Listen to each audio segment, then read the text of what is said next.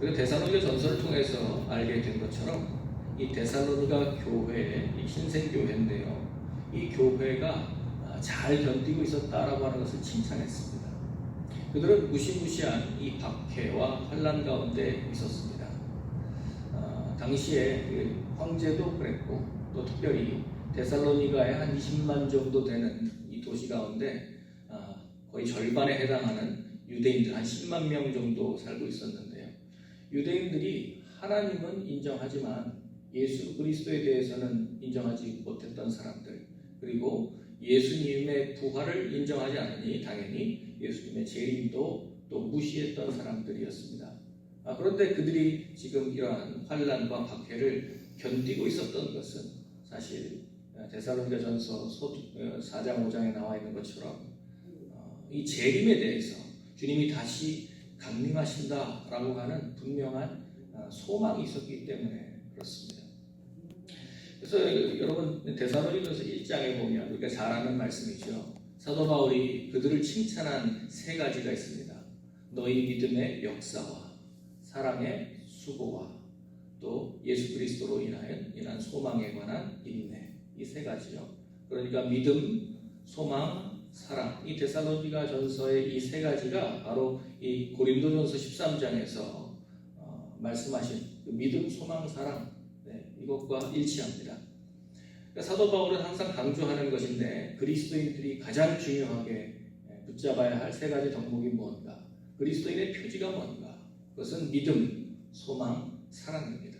바로 이 세 가지 믿음의 역사, 사랑의 수고, 소망의 인내를 이루고 있었기 때문에 그가 새로 이제 개척된 교회지만 아주 자랑스럽게 여기고 이것을 온 아가야와 마게도니아에 있는 그 다른 하나님의 교회에도 본일이었기 때문에 칭찬하고 자랑하기를 주저하지 않았습니다. 그들은 주님의 재림이 곧 올 것임을 믿었습니다. 그런데 주 안에서 먼저 이제 잠든 자들이 발생하는 거죠. 자꾸 이제 죽는 분들이 생기니까 불안해하는 거예요. 주님 언제 오시나? 그래서 바울은 예수 안에서 잠자는 자들은 주님의 부활하심과 같이 우리도 주님 강림하실 때 먼저 일어나게 될 것이다. 그리고 지금 살아남은 우리들도 예수님이 공중에 구름을 타고 내려오실 때 우리는 그 구름으로 끌어올려져서 예수님을 영접하러 마중 나갈 것이다. 그래서 항상 우리는 주님과 함께 있게 될 것에 대해서 분명하게 데살로니가전서 4장 5장을 통해서 말씀해 주셨습니다. 그런데 이 두 번째 편지를 써야 되겠다라고 생각했던 이유가 바로 이 주의 재림이 그들의 소망이 된 것은 분명한데 데살로니가에 먼저 보낸 이 편지 때문에 오해가 된 것인지, 그런데 아마 그거보다는 거짓 편지가 돌았던 것 같아요. 자기가 사도 바울이다라고 해서 썼던 이 거짓 편지가 돌았던 거예요. 그러다 보니까 사도 바울을 사칭해서 보낸 이러한 거짓 서신에 의해서 주의 날이 벌써 왔다, 이미 임했다 그랬더니 얼마나 혼란스럽겠어요. 벌써 예수님의 재림이 임했다고? 그럼 우리는 어떻게 된 건가? 이런 불안함이 있지 않았겠어요. 또 어떤 사람은 오지 않는다, 재림은 없다 라고 말하는 사람들도 있었고, 이 극단에 이런 거짓 소문들이 돌게 되는 거예요. 또 어떤 분들은 자꾸 예수님의 재림 금방 오신다고 하니 우리가 그러면 열심히 일을 할 필요가 무엇이겠는가? 이게 옛날에 다미선교회 때도 그랬는데 많은 사람들이 그냥 생업을 포기하고 함부로 이 시간들을 허비하게 되는 이러한 잘못된 모습들이 드러나게 된 것이죠. 그러니까 마치 이 주님의 재림만 오면 우리 삶은 아무렇게나 살아도 되는 것처럼 그들은 이 땅에서 사는 이 일상의 삶을 그냥 놓아버린 것입니다. 그래서 3장에 보면, 데살로니가서 3장에 보면 게으르게 행하는 사람들을 사도 바울은 책망합니다. 게으르게 행하여 일은 하지 않고 일을 만들기만 하는 사람들이 있다. 그들에게 누구든지 일하기 싫어하거든 먹지도 말게 하라. 일하기 싫어하거든 먹지도 말게 하라 라고 하면서 아주 단호한 어조로 책망하죠. 바로 그러한 문제 때문에 재림에 대한 오해, 또 사도 바울이 보낸 편지가 아니라 이 거짓 편지들이 돌면서 그들에게 혼란이 가중되었던 바로 그 재림 신앙 때문에 생긴 오해에 대해서 경계하기 위해서 데살로니가 후서 두 번째 편지를 또 쓰게 된 것이죠. 1장 1절을 한번 보시면 매번 사도 바울이 편지를 쓸 때마다 썼던 그 패턴이 반복되어 나옵니다. 누가 보내는가? 네, 바울이 보내는 것입니다. 그런데 바울이 실로아노와 디모데와 함께 그 이름을 거론하고 있습니다. 물론 바울이 쓴 편지인데 함께 지금 일하고 있는 우리 선교팀이 있습니다라고 위로하고 있는 것이죠. 또 어디에다 보내는 것이냐면 데살로니가인의 교회에 보내는 것이죠.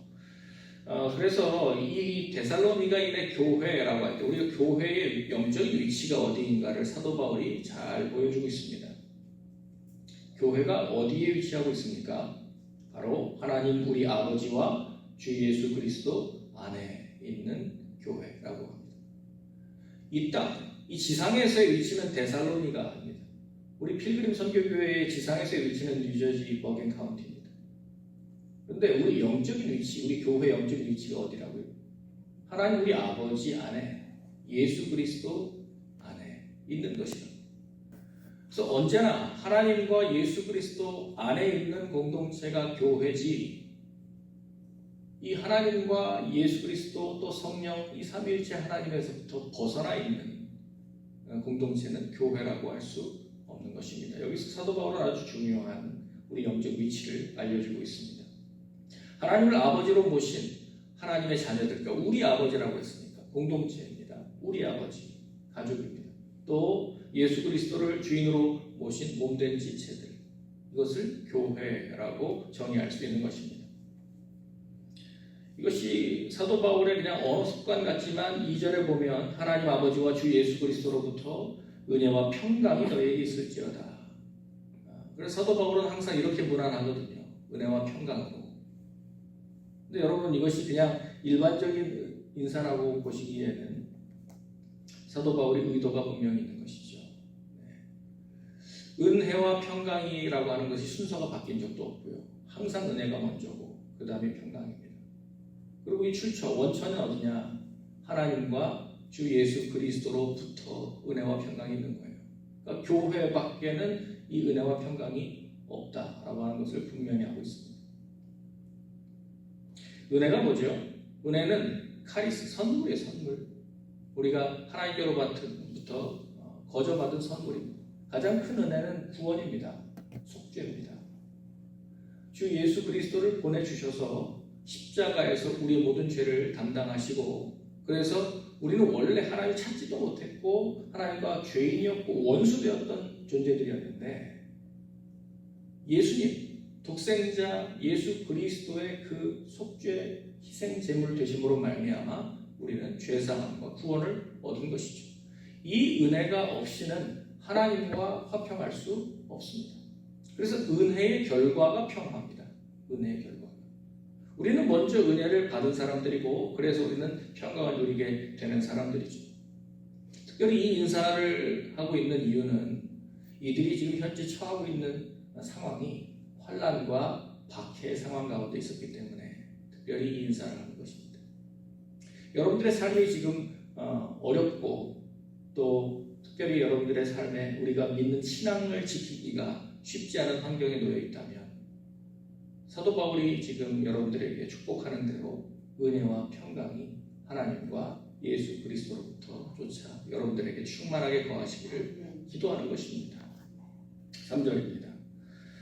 형제들아, 우리가 너희를 위하여 항상 하나님께 감사할지니. 사도 바울은 감사하는 기도로 시작합니다. 이것이 당연하다. 우리가 하나님께 감사하는 것이 당연하다. 왜요? 여러분들의 믿음이 더욱 자라고 여러분들이 각기 서로 사랑한다는 이 이야기가 들려옵니다. 분명히 믿음의 역사, 사랑의 수고, 소망의 인내, 지금 그것 강조했었는데, 칭찬했었는데, 시간이 지나도 여전히 더 여러분들이 믿음이 성장하고 있으니 참 감사합니다. 또 여러분들이 서로 사랑하는 것이 풍성한 것이 얼마나 감사한지 모르겠습니다. 교회를 개척하고 세운 사도의 입장에서 얼마나 이것이 보람이 되고 주님께 감사가 되겠습니다. 4절에 보면, 그런데 지금 이들이 이렇게 믿음이 성장하는 것이 쉽지 않은 상황이라는 것을 통해서 더 그들을 격려하고 있는 것이죠. 너희가 견디고 있는 모든 박해와 환난 중에서 너희 인내와 믿음으로 말미암아 하나님의 여러 교회에서 친히 우리가 자랑하노라. 데살로니가의 이 상황이 박해와 환난 가운데 있었기 때문에 이들이 지금 믿음을 지킨다는 것, 또 인내한다는 것이 참 어려운 것을 사도 바울이 누구보다 잘 알고 있었습니다. 그런데 지금 이 작은 신생교회가 이런 어려운 상황 가운데서도 믿음을 지키고 서로 사랑하는 이 공동체로 지금 성장하고 있다는 것 때문에 지금 사도 바울이 편지를 쓰고 있는 고린도에서 아가야 지방이니까 아가야와 마게도냐 지방에다가 다른 교회들에게다가 알리는 거예요. 얼마나 본이 되는지 이 데살로니가 교회를 보십시오 라고 하면서 격려하는 것입니다. 그들이 인내할 수 있었던 것은 주님이 재림하실 것, 그래서 공의롭게 심판하실 것을 굳게 믿었기 때문에 견딜 힘이 있었던 것이죠. 우리 필그림 선교 교회가 교단과 결별하고 또 예배당을 포기하고 또 광야로 나오고 이렇게 하는 모든 이 고난의 이유가 무엇이었습니까? 진리를 지키기 위한 그런 싸움이었습니다. 그것이 하나님의 여러 교회 가운데 본이 돼서 자랑할 만한 일이 돼서 지금 우리 선교지에서도 또 우리 한국에서도 우리 미국에 있는 다른 우리 형제 교회들 통해서도 들려지는 이 소리가 얼마나 또 기쁨과 감사의 소리인지 모르겠습니다. 이런 것이 바로 이 교회가 정말 진리를 잘 지켜냈을 때의 이 수고를 통해서 그렇게 다른 교회들에게 덕이 되는 것, 이것이 바로 우리 교회의 할 일이고 부르심에 합당한 우리가 할 일이라는 것이죠. 5절에 보면 하나님의 공의로운 심판의 표다, 그리고 하나님 나라에 합당한 자로 여김을 받게 하려 합니다 라고 말하고 있죠. 그것이 바로 여러분들이 박해를 참는 이 인내는 하나님의 공의로운 심판의 표가 됩니다. 여러분들이 지금 잘 참고 있다라고 하는 것이 곧 하나님이 심판의 증거가 됩니다 라고 하는 것을 지금 보여주고 있습니다. 공의로운 심판으로 인해서 우리가 하나님 나라에 합당한 자로 여김을 받게 되는데요, 그것은 하나님 나라를 상속받을 우리는 이 땅에서 고난도 함께 갖는다라고 하는 것입니다.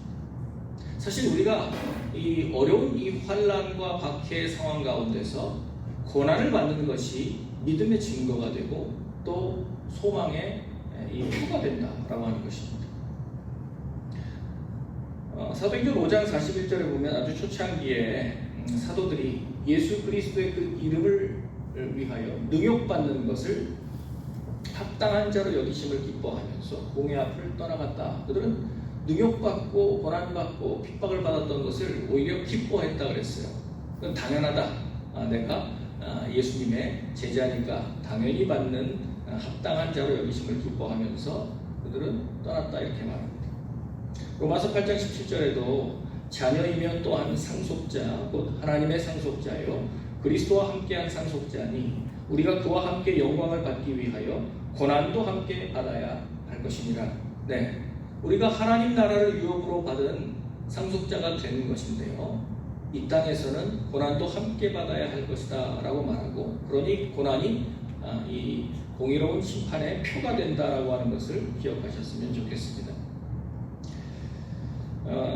예수님이 다시 재림하시는 그날에 환난, 6절에 보니까 환난을 받게 하는 자들에게는 환난으로 갚으시고 7절은 환난을 받는 너희에게는 우리와 함께 안식으로 갚으시는 것이 하나님의 공이시다라고 그러죠. 네. 그러니까 우리를 박해하고 있는 그 사람들은 지금 형벌을 계속 쌓고 있는, 지금 자초하고 있는 것이다. 하나님이 반드시 심판하십니다, 여러분. 그러니 끝까지 견디는 자들은 안식으로 하나님이 갚으시는 것이 하나님의 공의입니다 라고 우리를 격려하고 있습니다. 하나님을 모르는 자들, 또 우리 주 예수의 복음에 복종하지 않는 자들에게 형벌이 내리게 되는데, 이 형벌은 저들이 영원한 멸망을 얻게 되는 형벌입니다. 이런 자들은 주의 얼굴과 그의 힘의 영광을 떠나 영원한 멸망의 형벌을 받으리로다 그랬잖아요.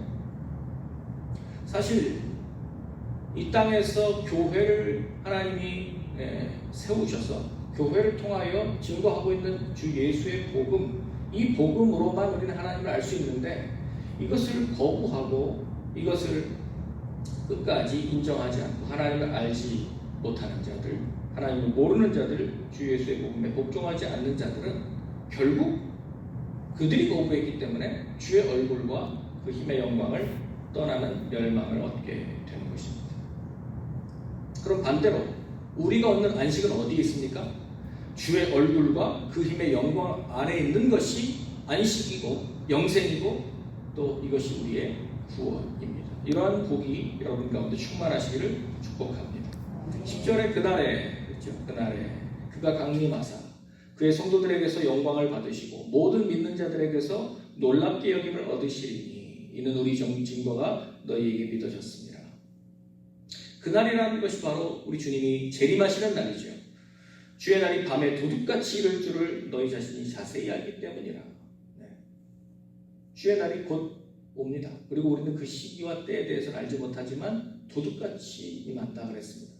그러나 어둠에 속한 밤의 자식들은 알지 못하지만 우리 빛에 속한 낮의 자녀들은 알 수 있다는 거예요. 깨어서 준비할 수 있다는 것입니다. 그래서 그날 주님께서 강림하시는 날에 성도들은 영광을 얻게 될 것이고 또 놀라게 될 것입니다.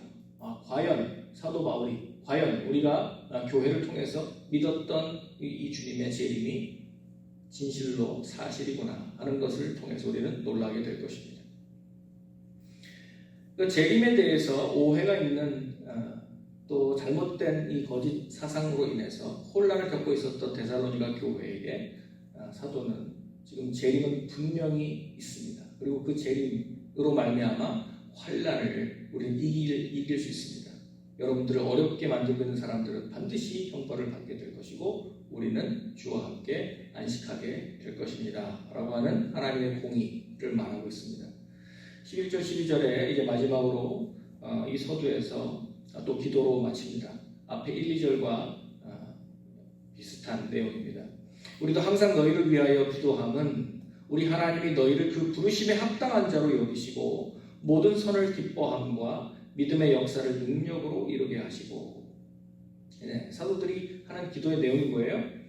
우리 성도들이 부르심에 합당한 자로 여김을 받고 그 부르심에 합당한 일이 뭡니까? 모든 선한 일을 하도록 또 믿음의 모든 일들을 하나님의 능력으로 이루도록, 이것이 우리가 교회로 부름 받은 이유입니다. 모든 선과 믿음의 역사를 이루기 위해서 주님의 강림을 깨어서 기다리는 신부처럼 우리는 이 선과 또 믿음의 역사에 수고를 할 수 있다는 것이죠. 12절입니다. 우리 하나님과 주 예수 그리스도의 은혜대로 우리 주 예수의 이름이 너희 가운데서 영광을 받으시고 너희도 그 안에서 영광을 받게 하려 함이라. 교회의 영적 위치가 어디라고 그랬죠? 우리는 어디 안에 있다고요? 하나님 우리 아버지와 주 예수 그리스도 안에 있다고 했습니다. 마찬가지로 12절의 마지막도 하나님과 주 예수 그리스도의 은혜대로 우리는 교회로 부르심을 받았기 때문에 부르심에 합당한 교회로서 우리는 주의 은혜를 따라 우리 안에서 주님이 영광을 받으시고 우리의 삶을 통해서 주 예수 그리스도 이름이 높임을 받으시고 또 우리는 주 안에서 우리가 또한 영광이 될 수 있도록, 그래서 주님이 나로 인해서 영광받고 나도 주님 안에서 영광을 받는 이렇게 상호 내주, 상호 교통의 포도나무와 가지, 신랑과 신부의 연합을 통해서 우리 주의 강림이 가까이 오는 이 환난과 또 시련의 시대 가운데 여러분들의 인내와 믿음을 통하여 주님께 영광 돌리시는, 그렇게 주의 나라를 증거하시는 선교적 교회 되시기를 주의 이름으로 축원합니다. 기도하겠습니다. 하나님 감사합니다. 오늘 데살로니가 후서 1장의 말씀을 통해서 주님께서 우리에게 다시 오실 때에 주님 공의로운 하나님의 이 심판으로 말미암아 하나님을 알지 못하고 거부하고 주의 복음을 믿지 않는 자들은 형벌을 받게 될 것이지만 우리는 우리의 믿음의 역사, 사랑의 수고, 소망의 인내를 굳게 잡은 성도들로서 이 합당한 자로 하나님께서 우리를 안식으로 인도하여 주실 것을 인하여 감사를 드립니다. 하나님 이 분명한 믿음 가운데서 우리의 시련과 박해의 시대 가운데 있더라도 하나님 굳게 이 믿음을 지켜나가고 또 우리가 하나님의 살아계심과 이 복음의 소망을 증거하기에 주저함 없는 우리 선교적인 교회, 선교적인 삶을 살게 하여 주옵소서. 감사드리며 예수 그리스도 이름으로 기도하옵나이다. 아멘. 우리 계속해서 기도하겠습니다. 필그림 비전 센터와 애프터스쿨을 통해 하나님의 자녀들이 그리스도의 군사로 자라나게 하소서. 두 번째는 기도와 예배의 회복을 통해 예수 그리스도로 옷 입은 사람이 새 사람이 될 수 있도록, 세 번째는 거룩의 능력과 영혼 사랑으로 선교적 사명을 온전히 감당하도록. 선교를 위해서 우리 한 주간 동안 아레스카 케이크 섬의 장준호 선교사님 위하여 기도하겠습니다. 오늘은 북한 선교를 위해 기도하는데요. 이아이린 선교사님, PH 선교사님, 솔트를 위해서 기도하겠습니다. 우리 연약한 지체들 올려드리겠습니다. 조현정 집사님, 최유리 집사님, 김현국 집사님, 영현정 집사님, 이장춘 장로님, 정기원 장로님, 김브라이언 성도, 박노식 장로님, 박수현 권사님, 연약한 지체들 올려드리면서 주님께서 고쳐주시고 회복시키셔서 우리와 함께 또 예배할 수 있는 기쁨을 주시도록 함께 중보하며 기도로 나아가겠습니다.